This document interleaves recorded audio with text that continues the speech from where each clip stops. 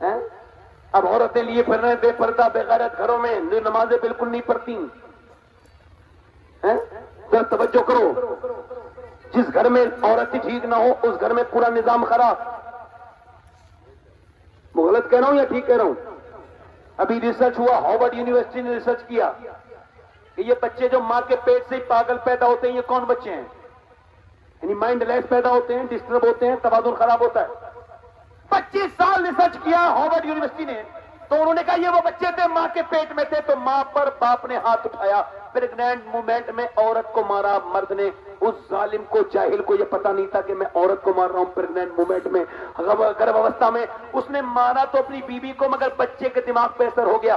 80% بچے اس وجہ سے پاگل ہوتے ہیں کہ ان کی ماں کو مارا ہوتا ہے یا ذہنی ٹارچر کیا ہوتا ہے، یعنی ماں کی دقت سے، پریشانی سے بچے کو پریشانی ہو جاتی ہے. ماں کے سونے کا اثر ہوتا ہے، رونے کا اثر ہوتا ہے، کھانے کا اثر ہوتا ہے، پینے کا اثر ہوتا ہے. میں آپ کو اور بتا رہا ہوں، جب پریگنینٹ مومنٹ میں عورت ڈاکٹر کے پاس جاتی ہے تو وہ کہتا ہے اگر یہ تم یہ چاہتی ہو کہ تمہارے بچے، اگر تم یہ چاہتی ہو تمہارا بچہ طاقتور پیدا ہو، اگر تم یہ چاہتی ہو کہ تمہارا بچہ جو ہے وہ طاقتور پیدا ہو تو زیادہ آئرن کی چیزیں کھانا، یعنی سیب کھانا، سنترا کھانا، امرود کھانا، انار کھانا، اور زیادہ طاقت کی چیزیں کھاؤ گی. وٹامن سی کے لیے سنترا کھانا، وٹامن ڈی کے لیے امرود کھانا. اگر تم یہ چاہتی ہو بچہ طاقتور بنے، آئرن اس کے اندر بنے، تو زیادہ بڑے کا گوشت کھانا. اب مجھے بتاؤ کہ اللہ کا بنایا ہوا سیب، سنترا، انار، امرود اگر ماں کھائے تو بچے پہ اثر ہو جائے تو کیا اللہ کا قرآن ماں پڑھے گی تو بچے پہ اثر نہیں ہوگا؟ نعرہ تکبیر، نعرہ رسالت. ہوگا نہیں ہوگا؟ بولو ہوگا کہ نہیں ہوگا؟ ارے ہوگا کہ نہیں ہوگا؟ ام جو ماں کر رہی ہے اس کا اثر بچے پہ ہو رہا ہے، اماں گانے سن رہی ہے بچے کا اثر گانے پہ ہو رہا ہے. یہ جتنے بچے کھڑے ہو کے پیشاب کرتے ہیں ان کی ماؤں سے پوچھو جب یہ پیٹ میں تھے تو ان کی ماؤں نے فلمیں دیکھی تھی کہ نہیں دیکھی تھی؟ یہ ادھر کون آ گیا بھائی؟ ادھر سے بیٹھو بھائی، جلدی بیٹھو، بیٹھ جاؤ بھائی، بیٹھ جاؤ. یہ اس طرح کے میلے جھمیلے نہیں ہیں، یہ عرس ہے ایک عالم دین کا. بیٹھ جاؤ بھائی، بیٹھ جاؤ. ادھر دیکھو، ادھر دیکھو، میں ادھر دیکھو ذرا، ایک بار ایک طرف دیکھو. اقبال کہتا ہے، لوگ کہتے ہیں مجھ سے کہ حسین نے کربلا کے میدان میں حق ادا کر دیا، تو میں کہتا ہوں یار ادھوری بات کیوں کرتے ہو؟ پوری بات کیا کرو. حسین نے بعد میں حق ادا کیا ہو، پہلے مدینے میں علی نے باپ ہونے کا حق ادا کیا ہے اور فاطمہ نے ماں ہونے کا حق ادا کیا ہے، پھر حسین نے حق ادا کیا. باپ گالیاں بکتا رہے، ماں گالی بکتی رہے تو کیا بچے پہ اثر نہیں ہوگا؟ بتاؤ تو ذرا، بولے تو صحیح. توجہ ہے کہ نہیں آپ کو میری طرف؟ مجھے بڑی پریشانی ہو رہی ہے، آپ لوگوں کو تو نہیں ہو رہی ہے؟ تو ذرا دونوں ہاتھ اٹھا کے بولو ذرا سبحان اللہ. یہ شاید میں زندگی میں پہلی بار اپنی تقریر کے بیچ میں ہاتھ اٹھا رہا ہوں ماحول کے حساب سے کہ ادھر کا یہ راستہ بھی بند نہیں ہو رہا ہے اور آپ مجھے دیکھ نہیں رہے ہو. ذرا زور سے بول دو سبحان اللہ. ادھر دیکھو، میں ادھر توجہ کرو. ماں نے ایک تو بچے ہیں، اور سنو اب عورتیں اتنی بے غیرت ہو رہی ہیں، بے حیا ہو رہی ہیں. اب وہ پڑھائی کے نام پر، تعلیم کے نام پر مسلمان لڑکیاں، ہندوستان کے تو حالات اس طرح کے ہیں کہ وہاں غیر مسلموں کے گھروں میں جا رہی ہیں.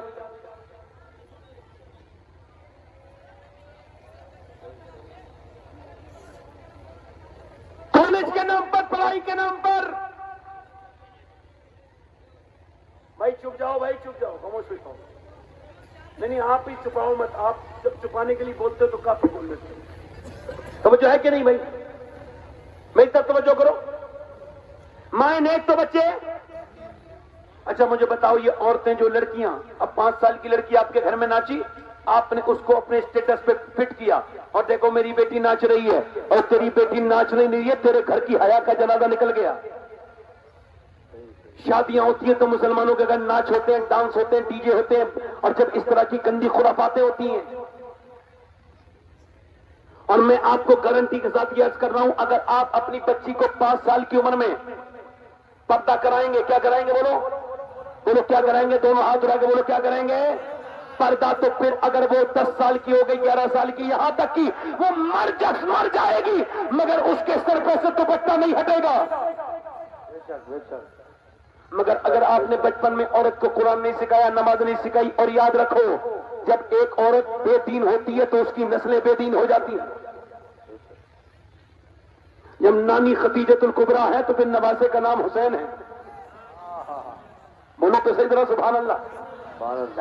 مگر آج کی بات یہ عرض کر رہا ہوں آپ سے بڑی ایمانداری کے ساتھ آپ کی بارگاہ میں یہ بات عرض کرنا چاہتا ہوں. بڑے غور سے میری بات کو سنیے گا. میری طرف دیکھو. اگر بچپن میں یعنی بچی اگر 5 سال کی ہے 6 سال کی ہے, اچھا دیکھیں مدینے میں ایک لڑکی ہے, وہ 5 سال کی عمر ہے, وہ قرآن پڑھ رہی ہے, 6 سال کی عمر ہے. قرآن پڑھتے پڑھتے پڑھتے پڑھتے پڑھتے پڑھتے اس کے سر سے دوپٹہ نیچے کو گر جاتا ہے.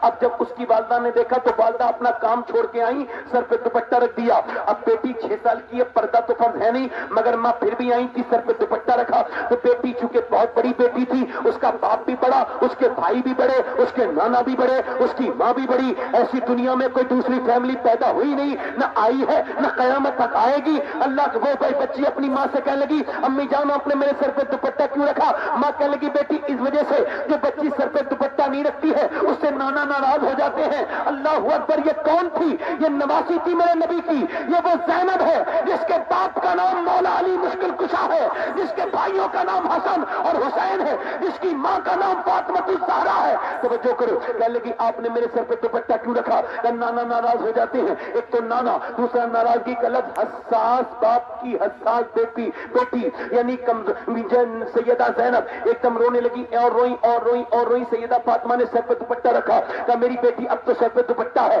اب کیوں روتی ہے؟ اور روئی. چپایا میری زینب, چپ جا. سیدہ زینب عرض کرنے لگی, امی جان نانا سے کہہ دینا اس بار مجھے معاف کر دے, اگلی بار زینب اپنی گردن تو کٹائے گی مگر سر پہ سے دوپٹہ نہیں ہٹائے گی.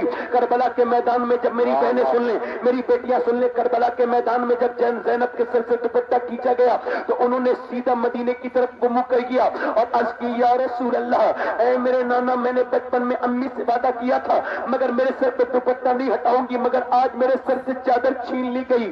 میرے سر سے یزیدیوں نے چادر چھین لی. جب چادر چھینی تو آپ نے اپنے بالوں سے اپنے چہرے کو ڈھک لیا. عرض کرتی ہیں, میرے نانا میرے بھائیوں کی لاشوں پر گھوڑے دوڑے, میں بالکل باہر نہیں نکل کے میں نے ان کی لاشوں کو نہیں دیکھا. جب میرے بچوں کی لاشوں پر گھوڑے دوڑے اور ان کی ہڈیوں کی ٹوٹنے کی آوازیں آئی, میں پھر بھی بے پردہ نہیں ہوئی تھی, مگر آج میرے سر سے چادر چھین لی گئی ہے. اے میرے نانا محترم, اے میرے پیارے پیارے نانا, مجھ سے ناراض نہ ہونا. پھر اپنے باپ علی کی طرف کو منہ کر کے کہتی ہے, نجف اشرف کی طرف کو, اے میرے بابا علی, میں وہی زینب ہوں جب چلتی تھی کوفے میں, مکے میں, مدینے میں, تو آپ فرماتے تھے حسن اور حسین جاؤ میری زینب کے پاؤں کے نشان مٹاتے ہوئے جاؤ. میں نہیں چاہتا کہ زینب کے پاؤں کے نشان بھی کوئی دیکھے, مگر آج زینب کے سر سے دوپٹہ ہٹ گیا ہے. میرے بابا دیکھو, آپ کی زینب کے سر سے دوپٹہ چھین لیا گیا. میرے بابا علی امام زین العابدین کہتے ہیں, میری پھوپھی نے 5000 کلومیٹر کا سفر کیا, وہ بھی اونٹ پر بیٹھ کر, مگر کبھی تہجد کی نماز بھی قضا نہیں ہوئی. اللہ اکبر. اگر بیٹی کو بچپن میں سکھا دیا جائے تو ذرا غور تو کرو, جب ماں فاطمہ ہوتی ہے تب بیٹی زینب جیسی پیدا ہوتی ہے. میاں مائیں جب تک نیک نہیں ہوں گی بچے نیک نہیں پیدا ہو سکتے. نہ بیٹا نیک ہوگا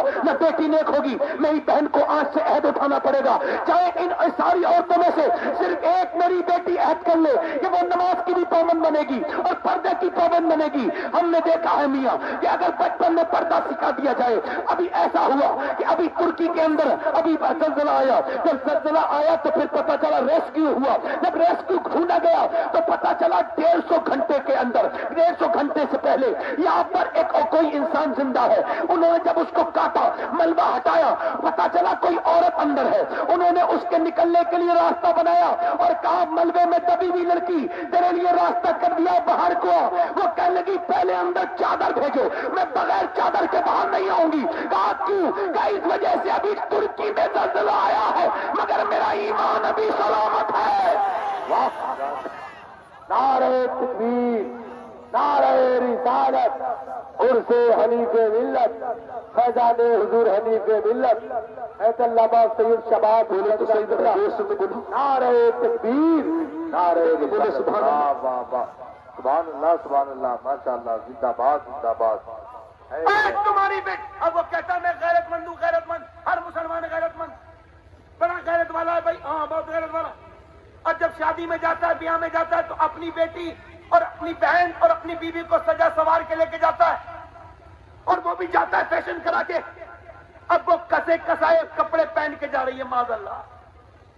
اب سنو, جب وہ شادی ہال میں داخل ہوا تو سب سے پہلے دیکھا پیٹرن نے, پھر دیکھا اس اس علاقے کے لفنگوں نے، بگڑے ہوئے لڑکوں نے، تو اس سے پوچھے بھائی سے، باپ سے، شوہر سے، ارے بے غیرت جب تیری بیوی بہن اور بیٹی پر جب بری نظر پڑ رہی تھی تو تیری غیرت کہاں تھی؟ واہ واہ واہ بہت خوب. واہ اور اس بے غیرت عورت سے بھی پوچھو نا، گھر میں تو میلی کچولی رہتی ہے، آدمی کے سامنے تو سنگار نہیں کرتی، جب دیکھنے والا گھر میں ہے تو شادی میں کسے دکھانے جا رہی ہے؟ واہ بہت کسے دکھانے جا رہی ہے بھائی؟ ارے ان بے غیرت لوگوں کو بتاؤ تو، جو اپنی بیٹیوں کو ٹائٹ کپڑے پہنانے پہ ٹوکتے نہیں، یہ جو فٹنگ کی بوال کپڑے چلے، جس کے بارے میں حدیث حضور نے فرمایا آخری زمانے میں عورتیں کپڑے پہننے کے باوجود برہنہ ہوں گی. میں ایسے خاندان سے تعلق رکھتا ہوں، برہنہ کا ترجمہ بھی نہیں کر سکتا، شرم آتی ہے مجھے. یعنی کپڑے پہننے کے باوجود بغیر کپڑوں کے نظر آئیں گی. یہ فٹنگ کے کپڑے پہننے والی بیٹیاں میری بہنیں سنیں، ایک مرد کی نماز یہ ہے، مرد جب نماز پڑھتا ہے یہ نماز ہے، دیکھو اللہ اکبر اللہ اکبر، یہ ہاتھ یہاں تک لا رہا ہے اور پھر اٹھا کے ہاتھ اس طرح سے وہ نیت باندھتا ہے. مگر عورت کی نماز یہ اللہ اکبر، مرد کی نماز اللہ اکبر، عورت کی نماز اللہ اکبر. دیکھے تو ذرا غور کرے، نماز ایک ہی رب کی عبادت ہے مگر طریقہ الگ اس وجہ سے ہے. اللہ جانتا ہے کہ مرد کے جسم کی بناوٹ اور ہے، مرد عورت کے جسم کی بناوٹ اور ہے، تو اللہ نے نماز کے طریقے الگ الگ کر دیے. نماز الگ مرد کی اور ہو گئی، عورت کی اور ہو گئی. تو جب اپنا میرا رب نماز کا طریقہ الگ کر سکتا ہے تو تم شادیوں میں عورت اور مردوں کے کھانے الگ نہیں کر سکتے. ارے بولو تو صحیح یار، بولو تو صحیح ذرا. بہت اچھے. زندہ باد. دیوس کون ہے؟ ارے دیوس کا اردو ترجمہ بے غیرت ہوتا ہے. دیوس کون ہے؟ جس کی بہن بیٹی بے پردہ گھر سے نکلے. اگر میری نکل رہی ہے تو میں بھی دیوس، چاہے وہ سید ہو، غیر سید ہو، عالم ہو، جاہل ہو، کوئی بھی ہو. اور یہ جو شادیوں بیاہوں میں بے پردہ عورتیں، یہ کون سے جنگل سے آئی ہیں بھائی؟ ارے توجہ کرو میری طرف دیکھو. عورتوں کے لیے تو مشعل راہ جناب خدیجۃ الکبریٰ کی ذات تھی، سیدہ امی عائشہ کی ذات تھی. امی عائشہ قرآن پڑھ رہی ہیں، کیا پڑھ رہی ہیں؟ بولو بولو تو صحیح طرح، کیا پڑھ رہی ہیں؟ قرآن پڑھ رہی ہیں. اور سنو توجہ کرو، یہ جو مزارات پہ جاتی ہیں بے پردہ عورتیں، سنیں، کائنات کا سب سے بڑا مزار میرے آقا کریم کا مزار ہے. اور امی عائشہ فرماتی ہیں جب تک میرے ابا اور میرے شوہر دونوں تھے اس حجرے میں میرے، فرماتی ہیں میں جاتی تھی ایسے نارملی، مگر جب عمر وہاں پہ دفن ہو گئے تو فرماتی ہے پھر میں پورا جسم پورا چہرہ لپیٹ کے جاتی تھی. توجہ ہے کہ نہیں بھائی؟ اما عائشہ قرآن پڑھ رہی ہے، کیا پڑھ رہی ہے بولو؟ ارے قرآن وہ پڑھ رہی ہے جس کی پاکی کا اعلان قرآن میں ہی موجود ہے. امی عائشہ جب قرآن پڑھتی ہوں گی تو کتنا لطف آتا ہوگا. قرآن بھی پڑھ رہی ہوں، اپنا ذکر بھی قرآن میں موجود. بولے تو صحیح طرح سبحان اللہ. کیا پڑھ رہی ہیں بولو؟ کیا پڑھ رہی ہیں؟ قرآن پڑھ رہی ہیں. قرآن پڑھتے پڑھتے پڑھتے ان کی آواز باہر جانے لگی. حضور اقدس نے سنی تو میرے نبی نے پتھر اٹھایا اور اس جگہ پہ لگایا جہاں سے آواز آ رہی تھی، پھر اندر جائے تشریف لے گئے اور فرمایا عائشہ اتنی زور سے قرآن نہ پڑھو کہ باہر آواز جائے. یعنی قرآن پڑھنے والی وہ ہو جس کی طاقت قرآن نے بیان کی. اور سنو، پڑھی جانے والی کتاب ہو، پڑھنے والی امی عائشہ ہو اور جگہ مدینہ ہو، پھر بھی یہ گوارا نہیں میرے نبی کو آواز باہر جائے. آج تم اپنی بیویوں کی دوستوں سے ٹیلی فون پہ بات کراتے ہو، اپنی بیوی کے سامنے لا کے بٹھا دیتے ہو دوست کو. اپنی یہ سوچتے ہی کہ تم کیا کر رہے ہو، آپ کو سمجھ میں نہیں آتا کیا کیا کر رہے ہو. میری بیٹیوں میری بہنوں سنو، مولا کائنات مولا علی کہتے ہیں میری شادی ہو گئی، ذرا زور سے بولو سبحان اللہ. نبیوں کے بعد حضرت علی اور فاطمہ الزہرا کی طرح کسی کی جوڑی نہیں ہے. بول کم رہے، ختم کر دوں تقریر کیا؟ بول کے سنو، اتنی رات میں بول کے تقریر سنی جاتی ہے. بول کے بولو سبحان اللہ. ہے کس کی شادی ہوئی بولو؟ مولا علی کی شادی کس کے ساتھ؟ سیدہ. جب شادی ہوئی تو مولا علی کہتے ہیں میں اپنے حجرے میں جا کے رونے لگا اپنی بیوی کو دیکھ کے. بیوی نے مجھ سے, سیدہ نے پوچھا کوئی دولہا بھی روتا ہے شادی والے دن؟ میں نے کہا میں آپ کے صبر پر اور حضور کی تربیت پہ رو رہا ہوں. کا کیا مطلب کہ میں اس وجہ سے رو رہا ہوں آپ فاطمہ کہ کتنی بھی غریب کی شادی ہو ایک تو جوڑی کپڑے ہوتے ہیں, مگر میں دیکھ رہا ہوں آپ جس کپڑے میں دلہن بن کے آئی ہیں اس چادر میں 17 پیمد لگے ہوئے ہیں اور آپ کو کوئی اس پر افسوس بھی نہیں. اللہ, آپ کے صبر پر رو رہا ہوں. تو سیدہ نے عرض کی میرے سر تاج. میرے ابا نے فرمایا کہ اے فاطمہ اللہ اچھے کپڑے پہننے سے راضی نہیں ہوتا, اللہ پردہ کرنے سے راضی ہوتا ہے. پردہ کرنے سے اللہ پردہ کرنے سے راضی ہوتا ہے. میری طرف توجہ کرو, ذرا غور کرو. ایک دن نبی پاک صلی اللہ علیہ وسلم اپنی بیٹی سے ملنے کے لیے گئے. ذرا زور سے بول دو سبحان اللہ. یعنی ایک دن سیدہ فاطمہ حضور سے ملنے کے لیے آ رہی ہیں. امی عائشہ روایت کرتی ہیں, عرض کرتی ہیں حضور اور وہ فاطمہ آ رہی ہیں. تو سیدہ فاطمہ کو دیکھ کر کے میرے نبی اٹھ کے کھڑے ہو گئے اور حضور اٹھ کے کھڑے ہو گئے احترام میں, سیدہ فاطمہ کی محبت میں. زور سے بولے سبحان اللہ. حضور جب اٹھے اور اٹھنے کے بعد دیکھا کہ بیٹی آئی ہے, توجہ کرنا, اور بیٹی جب آئی ہے تو اپنے ساتھ کچھ لائی ہے اور بیٹی کی جو چادر ہے وہ اس طرح سے بندھی ہوئی ہے, ایسے کر کے بندھی ہوئی ہے. حضور نے فرمایا بیٹی کیا لائی ہو؟ تو ایسے کر کے چادر کو کھولا اور اس کے اندر سے روٹی نکال کے بولی ابا یہ روٹی لے کے آئی ہوں. حضور نے روٹی کا ایک لقمہ توڑ کے منہ میں رکھا. پھر میرے نبی کی آنکھوں میں آنسو آنے لگے. ام سیدہ خاتون جنت عرض کرتی ابا روتے کیوں ہیں؟ فرمایا فاطمہ 5 دن کے بعد پہلا لقمہ تیرے باپ کے منہ میں گیا ہے. اللہ, اللہ. تو سیدہ عرض کرنے لگی ابا آپ کھا لیجئے, میرے گھر میں بھی 5 دن سے کچھ نہیں پکا تھا. میرے ابا آج علی لے کر کے آئے تھے تو میں نے چوپی سے میں کچھ کنویں سے پانی نکال کے لائی, میں نے پھر چکی چلائی, اس کے بعد میں نے روٹی بنائی, میں نے علی اور حسن حسین کو کھلا دی, مگر میں نے اپنے حصے کی نہیں کھائی. میں نے سوچا پہلے اپنے ابا کو کھلاؤں گی اس کے بعد خود کھاؤں گی. 50 بچے بیٹے مل کے بھی ایک بیٹی کا مقابلہ نہیں کر سکتے. میرے نبی نے اپنی بیٹی کے پیشانی کو چوم لیا. ایک دن حضور اپنی بیٹی سے ملنے کے لیے گئے. امام غزالی نے اس حدیث کو جو ہے منقل کیا ہے. پھر وہ کہتے ہیں کہ حضرت عمران روایت کرتے ہیں کہ نبی پاک صلی اللہ علیہ وسلم اپنی بیٹی سے ملنے کے لیے گئے. عمران نام کے ایک سردار صحابی ساتھ میں تھے. وہ کہتے ہیں حضور نے دروازے پہ دستک دی, کہا فاطمہ اندر آ سکتا ہوں؟ اندر سے آواز آئی ابا اکیلے ہیں تو آ جائیں. کب میرے ساتھ عمران آئے ہیں فاطمہ؟ کہا ابا انہیں نہ لائیں. اور فاطمہ انہیں کیوں نہ لاؤں؟ ابا انہیں نہ لائے. فاطمہ انہیں کیوں نہ لاؤں؟ جب حضور نے کئی بار پوچھا تو اندر سے بیٹی کی آواز آئی, تھررائی ہوئی آواز. عرض کرتی ابا جان آپ کی بیٹی کے پاس اتنے کپڑے نہیں ہیں وہ کسی دوسرے مرد سے پردہ کر سکے. اللہ, اللہ. ایک جوڑی کپڑے پر اتنے پیمد لگ چکے ہیں. میری بیٹیاں جن کی الماریاں بھری ہوئی ہیں پردہ نہیں کرتی, قیامت کے دن جواب دیں گی. سیدہ فاطمہ کو کیا جواب دیں گی؟ ان کی الماریاں تو بھری ہوئی ہیں مگر یہ پردے میں نہیں ہیں.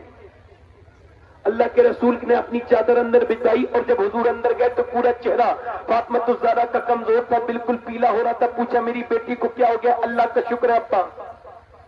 بتانا بیٹی کیا ہو گیا؟ اللہ کا شکر ہے ابا.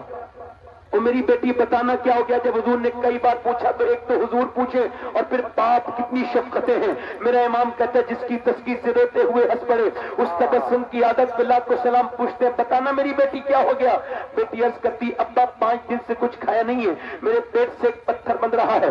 میرے نبی نے فرمایا اگر میری بیٹی نے آج 5 دن سے کچھ نہیں کھایا تو تیرے باپ کو آج 9 دن ہو گئے, میں نے 9 دن سے آج کچھ نہیں کھایا ہے. اللہ اکبر. ذرا غور تو کرے آپ میرے پیغمبر کے غلاموں, تم نے کس نبی کو بھلا دیا؟ اور میری بیٹیوں آپ کس نبی کو بھول گئی؟ کون سے نبی؟ وہ میرے نبی میرے پیغمبر پیٹ پہ پتھر باندھ کے اللہ اکبر کہ میرے امت کے لیے دعائیں کرنے والے.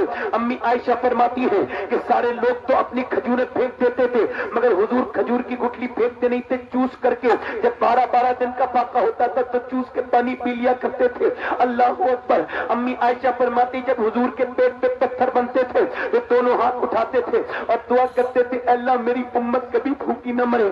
کبھی کبھی میں سوچتا ہوں کہ میں بھی حضور کی دعا میں شامل ہوں. میرے جیسا ناکارہ جو کہ حضور کو بالکل بھلا چکا ہے, آج اس پیغمبر کے لیے کسی نوجوان کے پاس وقت نہیں ہوگا, اس رسول کے لیے کہ مر کے جس کا دیدار سب سے